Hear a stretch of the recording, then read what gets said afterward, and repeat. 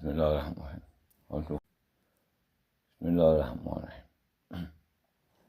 من چند شب پیش باهاتون صحبت کردم. الان من دیروز حالا نخوابیدم. الان صبح ساعت 7 نخوابیدم به خدا. تا الان بیدار بودم. در این مسئله فکری، مشکلات زندگی خیلی سخته این زمانی. خودتون می‌بینید که تورم بالا، مشکلات مردم زیاد شده. خود من یک فکر که خراب باشه نمیشه بخواب. یعنی هوا روشن هست، من نخوابیدم به خدا. همین رو مبل نشستم فکر میکردم تا صبح. حالا بگذاریم.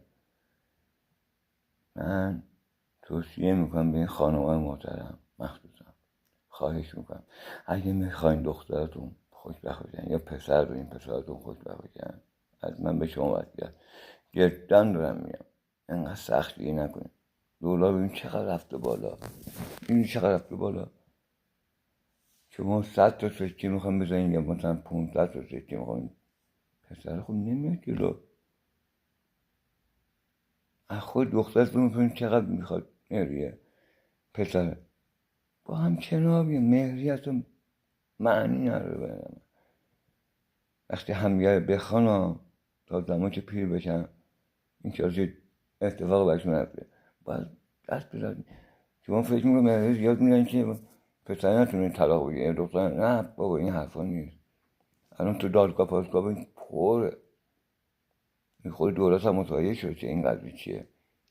الان خبر جدید بهتون میدم اونا که 1000 تا یا 500 تا که بهاداری دارن یا 100 تا چرا چند تا 12 تا 14 تا دونه این دلار رفته بالا.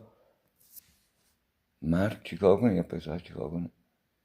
من بیشتر نگران این جوانه امروزم. عروسی‌ها من میبینم تالار خالیه، خاک برات دنیا. کسی جرأت نمیکنه تالار بره بگیر با این گرونی.